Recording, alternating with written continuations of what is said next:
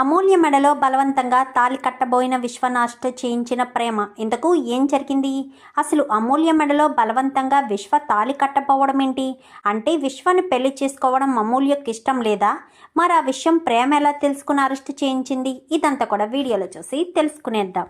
ఇల్లు ఇల్లాలు పిల్లలు అప్కమింగ్ ఎపిసోడ్స్లో ఏం జరగబోతుందో ముందుగా తెలుసుకోవాలి అనుకుంటే వీడియోని లైక్ చేసి ఛానల్ని సబ్స్క్రైబ్ చేసుకోండి. మొత్తం మీరు చూసుకున్నట్లయితే ఇంకా అమూల్యను విశ్వ తన మాటలతో మెస్మరైజ్ చేయాలని ప్రయత్నించిన అమూల్యకు మాత్రం ఇంట్లో వాళ్ళు చూపించే ప్రేమ, తన తండ్రి తన మీద పెట్టుకున్న నమ్మకం, ఇదంతా చూసి అమూల్యకు కళ్ళల్లో నీళ్లు తిరుగుతాయి. ఎందుకంటే అన్నగారులందరూ కూడా ఒక్కొక్కరు ఒక్కొక్క గిఫ్ట్ తీసుకుంటారు.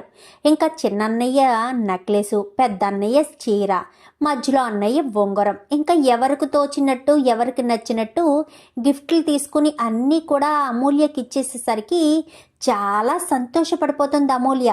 ఎందుకన్నయ్య ఇప్పుడు ఇదంతాను అనగానే, నువ్వు నా బంగారు తల్లివమ్మా, నువ్వంటే మాకు చాలా ఇష్టం, మా అందరికంటే చిన్నదానివి కదా, నిన్ను నాన్న అమ్మ అని అనుకుంటాడు, అందుకోసమనే నాకు నువ్వంటే చాలా ఇష్టమని అందరూ కూడా చెప్తారు. చెప్పేసేసరికి ఇంకా వాళ్ళంతా అంత ప్రేమ చూపించడంతో ఇంకా అమూల్యకు వీళ్ళందరి ప్రేమని, మా నాన్న నా మీద పెట్టుకున్న నమ్మకాన్ని, మా అమ్మ నా మీద పెట్టుకున్న ఇంత నమ్మకం ఇంతలా ఉన్నప్పుడు నేను ఎందుకు వీళ్ళందరినీ మోసం చేసి విశ్వని పెళ్లి చేసుకోవాలి? విశ్వని పెళ్లి చేసుకుంటే వీళ్ళందరి ప్రేమ నా నుంచి నాకు దూరం అయిపోతుంది కదా. అలా దూరం అయిపోతే మా అన్నయ్యలు, మా అమ్మ, మా నాన్న నా మీద పెంచుకున్న నమ్మకం, ప్రేమ అన్నీ దూరం అయిపోతే విశ్వను పెళ్లి చేసుకుని మాత్రం నేను ఏం సంతోషంగా ఉంటాను? మా నాన్నకు చిన్నప్పటి నుంచి ఎవరూ లేరు, ఒక అనాథలా పెరిగారు, ఎంత పెద్ద కుటుంబం ఏర్పాటు చేసుకున్నారు, నాలో తన తల్లిని చూసుకుంటున్నారు. అలాంటి మా నాన్న నమ్మకాన్ని నేను వమ్ము చేయకూడదు అనుకుంటూ గబ్బగబ్బా లోపలికి వచ్చేస్తుంది. ఎందుకంటే అప్పటికే ఎంగేజ్మెంట్ రింగు పాడేస్తుంది. తనకు ఎంగేజ్మెంట్ ఇష్టం లేదు కదా, సో అందుకని పాడేస్తుంది. పాడేయడంతో లోపలికి వచ్చి ఎంగేజ్మెంట్ రింగ్ కోసం మొత్తం వెతుకుతుంది. అమ్మ అమ్మ అంటూ పిలిచేసరికి ఇంకా ఈలోపు బుజ్జమ్మ వచ్చి ఏమైంది అమూల్య అని చెప్పనగానే, ఎంగేజ్మెంట్ రింగ్ ఎక్కడుందమ్మా అని చెప్పనేసరికి, ఇందాక నీ చేతిలోనే కదా పెట్టాను అనగానే, ఎక్కడో పడిపోయిందమ్మా వెతుకమ్మా, నాకు ఎంగేజ్మెంట్ రింగ్ కావాలమ్మా అని చెప్పనేసరికి, ఏమైందమ్మా ఏమైంది అని చెప్పాను కానీ ముందు రింగ్ వెతుకమ్మా అనేసరికి చుట్టూ చూడడంతో ఇంకా బల్ల కిందకి వెళ్ళిపోతుంది. వెతికి ఇస్తుంది. ఇచ్చేసరికి ఇవ్వడంతో గబగబా వేలికి పెట్టేసుకుంటుంది. ఏమైంది అమూల్య అని చెప్పనగానే, మా నాన్న నా మీద అంత నమ్మకం పెంచుకున్నారమ్మా, మా నాన్న నమ్మకమే ఈ ఉంగరం, నేను అబ్బాయిని పెళ్లి చేసుకుంటే నాన్న ఎంతో సంతోషపడతారు, నాకు అదే కావాలమ్మా, నాన్న మనసుని గెలుచుకునేటట్టే ఉంటాను తప్ప నాన్న మనసులో నేను చేదుగా మారలేనమ్మా. మా అన్నయ్యలు నా మీద ఇంత ప్రేమ చూపించి ఒకళ్ళు చీర, ఒకళ్ళు నెక్లెస్, ఒకళ్ళు ఉంగరం ప్రజెంటేషన్ చేశారు. నాకు ఆ మాత్రం అంతకంటే ఏం కావాలి చెప్పు? వాళ్ళందరి ప్రేమ ఆప్యాయత నాకు కావాలమ్మా అని చెప్పి మాట్లాడేసరికి, మీ నాన్నకు నువ్వంటే చాలా నమ్మకమే, మీ నాన్ననే గెలిపించేశావు కదా, మీ నాన్నే గెలిచేశాడు అని చెప్పి ఇంకా దగ్గరికి తీసుకుని నొసట మీద ముద్దు పెట్టుకుంటుంది. ముద్దు పెట్టుకునేసరికి, సరేనమ్మా నాకు నిద్ర వస్తుంది పడుకుంటానని పడుకుంటుంది. విశ్వ ఓ తెగ ఫోనులు చేస్తూ ఉంటాడు. ఫోనులు చేసేసరికి ఫోన్ లిఫ్ట్ చేయదు. అమూల్య ఫోన్ లిఫ్ట్ చేయట్లేదని చెప్పి ఇంకా వల్లీదికి ఫోన్ చేస్తాడు. నువ్వు వెళ్ళి అమూల్యకు ఫోన్ ఇవ్వు అనగానే కరెక్ట్గా ఫోన్ పట్టుకుని అమూల్య గదిలోకి వెళ్ళబోతూ ఉండగా వల్లి అని పిలుస్తుంది. పిలిచేసరికి ఆగిపోతుంది. ఏంటి అనగానే, అమూల్య ఇప్పుడే పడుకుంది, ఎందుకు అమూల్య గదిలోకి వెళ్తున్నావు, అమూల్యతో నీకేం పని అని చెప్పనేసరికి, అచ్చి బాబోయ్ నాకేం పని లేదత్తయ్య, అమూల్య కూర్చునుందేమో కొంతసేపు అమూల్యతో మాట్లాడదామని వెళ్తున్నాను అనగానే, లేదు అమూల్య పడుకుంది, అమూల్యను డిస్టర్బ్ చేయకు అని చెప్పనేసరికి ఫోన్ ఇవ్వకుండానే వెళ్ళిపోతుంది. ఎరా బొండ సచ్చినోడా, ఏ అమూల్యకి చేసుకోవచ్చు కదా అనగానే, అమూల్య ఫోన్ లిఫ్ట్ చేయడం లేదు, అందుకే నీకు చేశాను అని చెప్పి ఇంకా వాడైతే చెప్తాడు. చెప్పిన తర్వాత సర్లే అమూల్య లేచాక చెప్తానులే అని చెప్పి ఇంక ఫోన్ పెట్టేస్తారు. పెట్టేసిన తర్వాత మరుసటి రోజు ఉదయాన్నే ఎవరి పనుల్లో వాళ్ళు బిజీగా ఉంటారు. ఇంకా బిజీగా ఉన్న సమయంలో అమూల్య కాస్త అప్పుడే గదిలోంచి వచ్చేసరికి అమూల్యని పక్కకు లాక్కెళ్తుంది వల్లి. ఏంటమూల్య, విశ్వ ఫోన్ చేస్తుంటే ఫోన్ లిఫ్ట్ చేయడం లేదేంట అని చెప్పాను. కానీ ఏం మాట్లాడుతున్నావు వదినా, నాకు ఎంగేజ్మెంట్ అయింది, విశ్వతో నేను ఎలా మాట్లాడతాను? అయినా విశ్వను పెళ్లి చేసుకోవడం నాకు ఇష్టం లేదు. నేను విశ్వను పెళ్లి చేసుకోవాలని అనుకోవడం లేదు. మా నాన్న నా మీద పెంచుకున్న ప్రేమ, మా అన్నయ్యలు నా మీద పెంచుకున్న నమ్మకం ఏది కూడా పోకూడదని మా నాన్నకు నచ్చిన సంబంధాన్ని నేను పెళ్లి చేసుకుంటాను. మా నాన్న నా భవిష్యత్తు గురించి ఆలోచించి ఇదంతా చేశారు. నాకు తగ్గవాడినే తీసుకొచ్చి మా నాన్న పెళ్లి చేయబోతున్నారు. ఇంకా నాకు బాధెందుకు? నాకు చాలా సంతోషంగా ఉంది అని చెప్పి మాట్లాడేసరికి నీ ఇష్టం అమూల్య అని చెప్పి అక్కడి నుంచి వెళ్ళిపోతుంది. ఎందుకంటే కాదు కూడదు అని బలవంతం చేస్తే ఎక్కడ అమూల్య ఎదురు తిరుగుతుందోనన్న భయంతో ఇంకా సైలెంట్ అయిపోతుంది. ఇంకా వల్లి అయితే సైలెంట్ అయిపోయేసరికి ఇదేంటి వల్లి ప్రేమ ఎలా, అమూల్య ఎలా మాట్లాడుతుంది? ఇప్పుడు ఆ విశ్వగాడిని ఇష్టం లేదు అని చెప్తే విశ్వ ఊరుకుంటాడా? మైకు ఒకటి పట్టుకుని మొత్తం చెప్పేస్తాను అంటాడు. ఇప్పుడు నేను ఏం చేయాలి, ఏం చేస్తే వర్కౌట్ అవుతుంది అని ఆలోచనకొచ్చి విశ్వతో ఒకసారి మాట్లాడాలి అని చెప్పి ఇంకా ఫోన్ చేస్తుంది. విశ్వకు ఫోన్ చేసి, చూడు విశ్వ, అమూల్యకు నీతో నిన్ను పెళ్లి చేసుకోవడం ఇష్టం లేదు, నీతో ఫోన్ మాట్లాడడానికి ఇష్టపడడం లేదు. తన తల్లిదండ్రులు, తన అన్నయ్యలు తన మీద చూపించిన ప్రేమకే అమూల్య తన మనసును మార్చుకుంది. ఇప్పుడు అమూల్యను నువ్వు కదపడం అంత మంచిది కాదు, వదిలేసే. అమూల్యకు నువ్వంటే ఇష్టం లేదు కదా అని చెప్పనేసరికి ఏంటి అమూల్యకు నేనంటే ఇష్టం లేకపోవడం ఏంటి?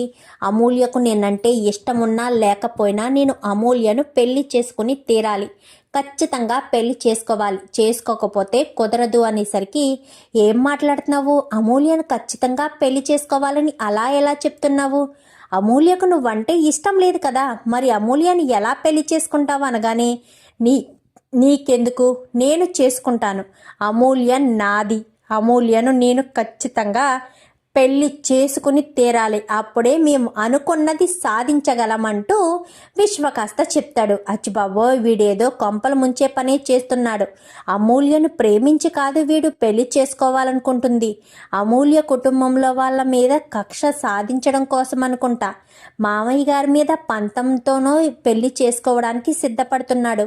అచ్చిబాబోయ్, వీడు చెప్పినట్టు నేను చేయడం మొదలు పెడితే ఇంకా రేపన్న రోజున నాకు బ్రతుకుండదు, నేను ఇంకా చాలా ఇబ్బందులు పడిపోవాల్సిన పరిస్థితి వస్తుంది అని చెప్పి ఇంకా వల్లి కాస్త అనుకుంటుంది. ఇంకా వల్లి కాస్త అనుకునేసరికి ఇంకా అమూల్యకు రోజు ఫోన్లు చేస్తాడు, కానీ అమూల్య మాత్రం ఫోన్ లిఫ్ట్ చేయదు, ఇంకా ఫోన్ జోలికే వెళ్ళదు. విశ్వ చేస్తాడు. ఈలోపు అమూల్యకు పెళ్లి రోజు రానే వస్తుంది. ముందు పెళ్లి కూతుర్ని చేయడం కదా, పెళ్లి కూతురిని చేసి ఇంకా అంతా కూడా హల్దీ చేసుకుని పెళ్లి కూతురిని చేసి చాలా సంతోషంగా పెళ్లి కూతురుగా అందరూ వచ్చి అక్షింతలు వేసి వెళ్తూ ఉంటారు.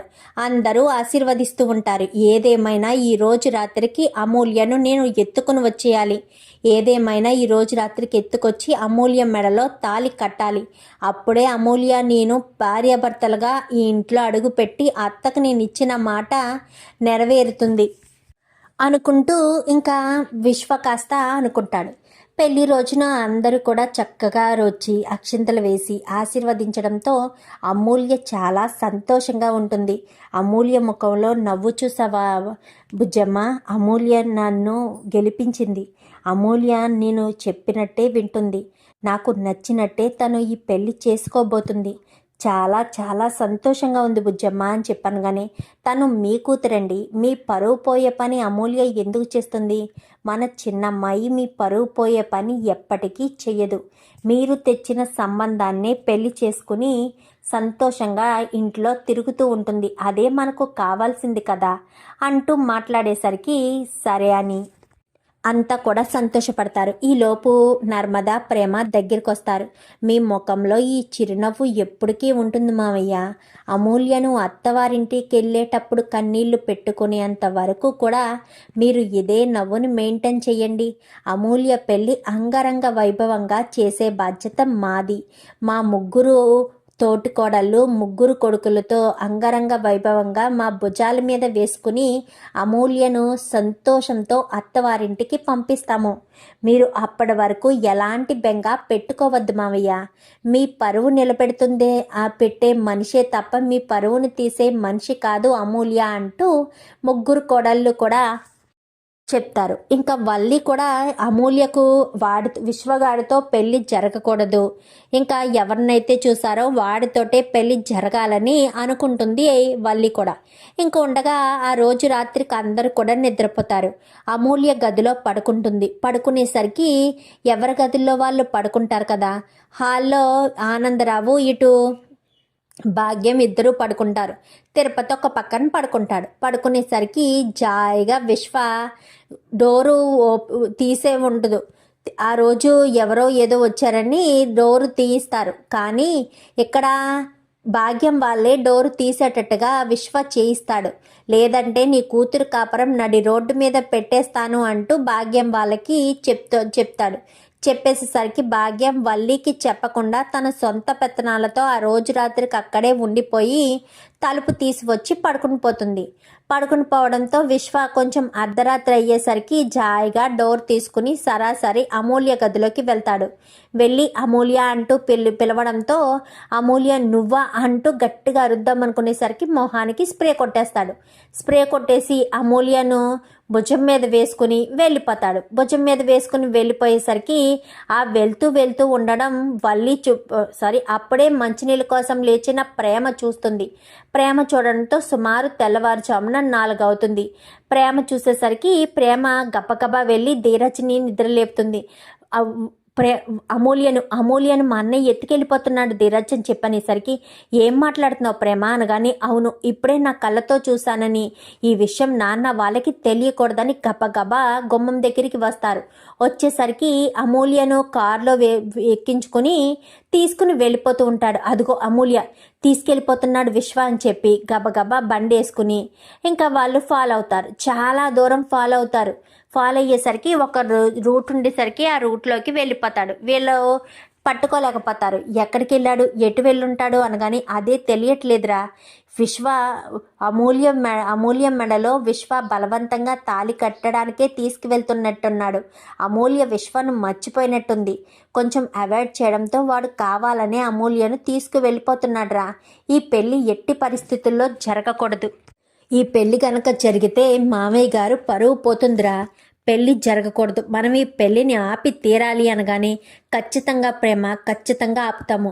ఎటు వెళ్ళుంటారు అని చెప్పి అనుకునేసరికి కళ్ళు మూసుకుంటాడు. సైలెంట్గా ఉండని కళ్ళు మూసుకునేసరికి కారు ఏ స్ట్రీట్లోకి వెళ్ళిందా అని తెలుసుకోవడం కోసం కళ్ళు మూసుకునేసరికి ఒక స్ట్రీట్లోంచి సౌండ్ వస్తుంది. ఎక్కిక్కు బండెక్కు అని చెప్పాను కానీ ఈ పక్కకేనా అని కానీ షూర్గా ఈ పక్కకే అని చెప్పి వెళ్ళేసరికి ఆ వీధి చివరిలో కారు కనిపిస్తుంది. అదిగో కారు అనగానే పోనీ పోయినరా అమూల్యకు మెలకు వచ్చేస్తుందిరా, పోనీ త్వరగా అమూల్యను మనం కాపాడాలరా అని చెప్పనేసరికి ఆ కుదుపులు ఆ అమ్మాయిలుకులు మొత్తం తిప్పడంతో అమూల్య కాస్త మెలకు వచ్చేస్తుంది. ఇదేంటి నేను కారులో ఉన్నాను, అసలు ఏం జరిగింది అని గుర్తు తెచ్చుకునేసరికి వాడు కాస్త మొహం మీద స్ప్రే కొట్టడం, తన వెంటనే స్పృహ కోల్పోవడం ఇదే జరుగుతుంది. ఇదే గుర్తు తెచ్చుకుని ఒక్కసారిగా షాక్ అయిపోతుంది. అయ్ బాబోయ్ ఏంటిది, ఇప్పుడు ఈ విశ్వ నన్ను ఎందుకు బలవంతంగా తీసుకెళ్తున్నాడు అంటూ విశ్వను కొడుతూ ఉండి వెనక్కి చూసేసరికి ప్రేమ ఇటు ధీరజ్ ఇద్దరు వస్తూ ఉంటారు. అన్నయ్య వదిన కాపాడు అంటూ మాట్లాడేసరికి అమూల్య కంగారు పడక అమూల్య అని విశ్వను కొడుతూ ఉంటుంది. విశ్వను కొడుతూ ఉండేసరికి విశ్వ అటు తిప్పి ఇటు తిప్పి ఇంకా వీళ్ళని ఒకేసారి ఆపేయడంతో వీళ్ళు అమూల్య కారుకి అంటే అమూల్య వాళ్ళ కారుకి గుద్దుకుని పడిపోవడంతో ఇదే అదునుగా తీసుకుని విశ్వ కాస్త అమూల్యను పైన ఎక్కడో ఉంటుంది టెంపుల్, ఆ టెంపుల్ మీదకి భుజం మీద వేసుకుని తీసుకువెళ్ళిపోతూ ఉంటాడు. అమూల్య ఆపాలని కొడుతూ ఉంటుంది. కానీ బండోడు అందులోనూ రేవులో తాడి చెట్టులా ఉంటాడు కదా, అమూల్య మాత్రం ఎలా ఆపగలుగుతుంది, ఆపలేకపోతుంది కదా. సో లోపలికి తీసుకెళ్ళిపోయి పంతులు గారు తీసుకొచ్చేసాను, త్వరగా మంత్రాలు చదవండి అనగానే, ఏంటి బాబు ప్రేమ పెళ్ళి కదా, బలవంతపు పెళ్ళ, నా వల్ల కాదు బాబు అనుకుంటూ పంతులు పారిపోయేసరికి ఎవరూ లేకపోయినా పర్వాలేదు, నీ మెడలో 3 ముళ్ళు వేసేస్తే చాలు అని చెప్పి ఇంకా ఈ వెనకాల వస్తూ ఉంటుంది కదా, వస్తూ ఉన్న సమయంలోనే పోలీసులకి ఫోన్ చేసేస్తుంది ప్రేమ. అయితే పోలీసులకి ఫోన్ చేసేసరికి ఇంకా పోలీసులు ఇటు ప్రేమ వాళ్ళు ఒకేసారి గుడికి చేరుకుంటారు. గుడికి చేరుకోవడంతో గబ్బా పైకి పరుగులు పెట్టుకుని వెళ్ళేసరికి కరెక్ట్గా ఇంకా అమూల్య మెడలో తాళి పెట్టి కట్టడానికి ముళ్ళు వేయడానికి ప్రయత్నాలు చేస్తూ ఉన్న సమయంలో వెళ్ళి విశ్వ చెంప పగలగొడుతుంది. ఒక్కసారిగా చెంప పగలగొట్టడంతో అసలే పొట్టిది చాలా బలంగా ఉంటుంది కదా, అంటే పొట్టిది బక్కది బాగా బలంగా కొట్టేసరికి విశ్వ దూరంగా వెళ్ళి పడిపోతాడు. అమూల్య కాస్త లేచి వదిన అంటూ ఇంకా ప్రేమను పట్టుకుని ఏడుస్తుంది. నువ్వేం కంగారు పడకు, నేను వచ్చేసాను కదా, నీకేం కాదు అన్నయ్య అంటూ అని ధీరజ్ని పట్టుకునేసరికి నీకేం కాదు అమూల్య, ఏం కాదు, మేము వచ్చాం కదా, నువ్వు ఇంకా ఎలాంటి ఇబ్బంది పడనవసరం లేదు అని చెప్పాను. కానీ యువర్ అండ్ అరెస్ట్ అనేసరికి మేమిద్దరం ప్రేమించుకున్నాము అని చెప్పాను. కానీ ప్రేమించుకున్న వాళ్ళు ఎప్పుడు ఇలా పెళ్లి చేసుకోరయ్యా, ఆ అమ్మాయికి ఇష్టం లేదు కదా పెళ్ళి అనగానే, లేదు వాళ్ళ ఇంట్లో వాళ్ళు బలవంతంగానే పెళ్లి చేస్తున్నారు అనగానే, ఆ అమ్మాయిని అడగండి అనేసరికి, ఏ అమ్మాయి నీకు వీడిని పెళ్లి చేసుకోవడం ఇష్టమేనా అనగానే, నాకు ఇష్టమైతే నేను ఎందుకు అలా కేకలు పెడతాను, ఇష్టమైతే పెళ్ళి వద్దు అని ఎందుకు చెప్తాను, నేను సైలెంట్గానే కూర్చుని తాళి కట్టించుకునేదాన్ని కదా సార్, కావాలనే నన్ను ఇంట్లోంచి క్లోరోఫామ్ ఇచ్చి ఎత్తుకుని వచ్చి మరీ పెళ్లి చేసుకోవడానికి సిద్ధపడ్డాడు, నాకు విశ్వాన్ని పెళ్లి చేసుకోవడం ఇష్టం లేదు సార్, వాడిని అరెస్ట్ చేసేయండి అని చెప్పి ఇంకా అమూల్య చెప్పడంతో ఒక్కసారిగా ఇంకా విశ్వ షాక్ అయిపోతాడు. విన్నావు కదరా పదరా అని చెప్పి ఇంకా వాడిని కాస్త అరెస్ట్ చేసి తీసుకెళ్ళిపోతారు. అమ్మ అమూల్య రా వెళ్దాము, ఈ విషయం నాన్నకు చెప్పొద్దు అనగానే, అలాగే అన్నయ్య, నాన్నకు చెప్తే నాన్న కంగారు పడతారు, చెప్పను అని చెప్పి ఇంకా ముగ్గురు కూడా వచ్చేస్తారు. ఒక ఆటో ఒకటి మాట్లాడుకుని ముగ్గురు కూడా వచ్చేసేసరికి ఇంకా తెల్లారిపోతుంది. తెల్లారడంతో అప్పుడే అమూల్య వీళ్ళంతా ఇంట్లోనే ఉన్నారనుకుంటారు, కానీ ఇంట్లో ఉండరు కదా. అమూల్యను తీసుకుని వస్తూ ఉండగా వాకిట్లో ముగ్గు పెడుతూ ఉంటుంది వల్లి. అయితే అచ్చు బాబోయ్ వీళ్ళ ముగ్గురు ఎక్కడికి వెళ్ళారు అనుకుంటూనే, ఎక్కడికి వెళ్ళారు అనగానే, గుడికి వెళ్ళాంలే వల్లి అక్క, నువ్వు ముగ్గు పెట్టుకో అని లోపలికి వెళ్ళిన తర్వాత, అమూల్య నువ్వు గదిలోకి వెళ్ళమ్మా అని చెప్పి ఇంకా వీళ్ళిద్దరూ వాళ్ళ గదిలోకి వెళ్ళిపోతారు. ఇంకా అమూల్య కాస్త అలా వెళ్ళడం, తన జుట్టు అంతా చింపిరిగా అయిపోవడం చూసిన నర్మద ఇంకా వెంటనే ప్రేమ వాళ్ళ గదిలోకి వెళ్తుంది. ఏం జరిగింది ప్రేమ అని చెప్పాను. కానీ ఏం జరిగిందక్క, ఏం జరగలేదు అనగానే, అమూల్య వాలకం చూస్తుంటే జుట్టు అది చెరిగిపోయింది, మీరు ముగ్గురు ఎక్కడికి వెళ్ళి ఇంత ఉదయాన్నే వస్తున్నారు అనగానే, అక్క అది అని చెప్పనేసరికి, నా దగ్గర కూడా దాపరికాలు దాస్తున్నావా ప్రేమ అని చెప్పాను. కానీ లేదక్క లేదు, నేను మీ దగ్గర ఏ విషయం దాయడం లేదక్క, నేను కరెక్ట్గా మంచినీళ్ళ కోసమని లేచే సమయానికి మా అన్నయ్య అమూల్యను భుజం మీద వేసుకుని తీసుకువెళ్ళిపోతున్నాడు. అమూల్య ఏమో స్పృహలో లేదు, ఏం చేయాలో అర్థం కాక ఆ సమయంలో అందరినీ నిద్రలేపి టెన్షన్ పెట్టడం ఎందుకు అన్న ఉద్దేశంతో గబగబా ధీరజ్ని నిద్ర లేపితే ధీరజ్ వచ్చాడు. ఇంకా మా అన్నయ్యని ఫాలో అవుతూ వెళ్ళేసరికి మా అన్నయ్య గుడిలో బలవంతంగా తాళి కట్టబోయాడు. అందుకోసమనే పోలీసులకి ఫోన్ చేసి మా అన్నయ్యను అరెస్ట్ చేయించి అమూల్యని ఇంటికి తీసుకొచ్చాము అక్క, ఇదే జరిగింది. ఈ విషయం ఇంట్లో వాళ్ళకి తెలిస్తే ఇంట్లో వాళ్ళు కంగారు పడతారు కదా, అందుకే ఎవరికి చెప్పలేదు అని చెప్పనేసరికి, మంచి పని చేసావు అని చెప్పి ఇంకా మాట్లాడడంతో, సరే అక్క అని చెప్పి గదిలోకి వెళ్ళిపోతారు. ఇంకా వస్తూ ఉండగా ఈ మాటలు విన్న బుజ్జమ్మ, ఏం జరిగింది నర్మదా అని చెప్పాను. కానీ ఏం జరిగింది, ఏం జరగలేదు అత్తయ్య అని చెప్పాను. కానీ ప్రేమ చెప్పిన ప్రతి మాట నేను విన్నాను, ఆ విశ్వగాడు అంతకు తెగించాడా అని చెప్పనేసరికి, ఎంతకు తెగిస్తే మాత్రం అమూ వల్లి సారీ ప్రేమ అరెస్ట్ చేయించేసింది కదా, అమూల్యని ఇంటికి తీసుకొచ్చింది కదా, ఏం కాదులే అత్తయ్య, మీరు దీని గురించి ఎక్కువ మనసులో పెట్టుకోకండి, మామయ్య గారితో కూడా ఏమీ అనకండి, మామయ్య గారికి ఇవన్నీ తెలిస్తే టెన్షన్ పడతారు, అమూల్య పెళ్లి సక్రమంగా జరగాలి, మామయ్య గారి ముఖంలో సంతోషం ఉండాలి, ఆయన ముఖంలో సంతోషం కోసం మేము ఏం చేయడానికైనా సిద్ధమే, మీరు మామయ్య గారిని దృష్టిలో పెట్టుకుని ఏదైనా మాట్లాడండి అత్తయ్య, మామయ్య గారిని మాత్రం ఎట్టి పరిస్థితుల్లోనూ బాధపడనివ్వద్దు, మామయ్య గారు బాధపడడం అంత మంచిది కాదు, ఆయన ఎప్పుడూ సంతోషంగా ఉండాలి, అదే మేము కోడళ్ళగా మేము కోరుకుంటాము అని చెప్పేసేసరికి మీలాంటి మంచి కోడళ్ళు రావడం ఆయన అదృష్టం, ఆయన చాలా అదృష్టవంతులు అని ఎంతో సంతోషంగా మాట్లాడుతూ ఉంటారు. ఇంకా మాట్లాడిన తర్వాత చాలా థ్యాంక్స్ నర్మదా అని చెప్పాను, కానీ ఏంటత్తయ్య థ్యాంక్స్ చెప్తున్నారు, అమూల్య బాధ్యత మాది కాదా, అమూల్యను ప్రేమగా అత్తవారింటికి పంపాల్సిన బాధ్యత మాకు లేదా, అమూల్యం మీ కూతురు కావచ్చు, మాకు అంతకంటే ఎక్కువ, మీరు జన్మనివ్వచ్చు, మేము వాళ్ళ అన్నయ్యని పెళ్లి చేసుకుని ఇంట్లో అడుగు పెట్టిన కోడళ్ళము, ఈ ఇంటి పరువు, ఇంటి ప్రతిష్ట, ఈ ఇంటి సంతోషం మాకెంతో ముఖ్యం అంటూ ఇంకా నర్మద మాట్లాడేసరికి అవునత్త అని చెప్పి వల్లి ప్రేమ వస్తుంది, అవునత్తయ్య అంటూ వల్లి వస్తుంది, మీ ముగ్గురు ఇలా కలిసికట్టుగా ఉండి చూడడం నాకు చాలా సంతోషంగా ఉంది, ఎప్పటికీ మీ ముగ్గురు ఇలాగే కలిసికట్టుగా ఉండండి, ఇంట్లో ఎలాంటి సమస్యలు ఉండవు అనగాని ఖచ్చితంగా అత్తయ్య, మీరు ఇవేమి మనసులో పెట్టుకోకండి, మీరు మామయ్య గారు టిప్ టాప్గా రెడీ అయ్యి అలా ఉండండి చాలు, మొత్తం మేము చూసుకుంటాం కదా, అమూల్యను అత్తవారింటికి పంపించేంత వరకు బాధ్యత మొత్తం మాది అని చెప్పాం కదా, అలానే మేము చూసుకుంటాము, మీరు టెన్షన్ పడకండి అంటూ మరొక్కసారి వీళ్ళంతా చెప్పడంతో చాలా సంతోషపడిపోతుంది ఇంకా బుజ్జమ్మ అయితే. ఇంక ఇదంతా వింటాడు రామరాజు వింటాడు, కానీ మామయ్య ముఖంలో సంతోషం ఉండాలని కోరుకున్న వాళ్ళ ముగ్గురు కోడళ్ళు కోరిక నెరవేర్చాలని ఇంకా వీళ్ళు రామరాజు అయితే తన పనులు తాను చేసుకుంటూ ఉంటారు, ఇంకా అందరూ హడావిడిగా ఉంటారు.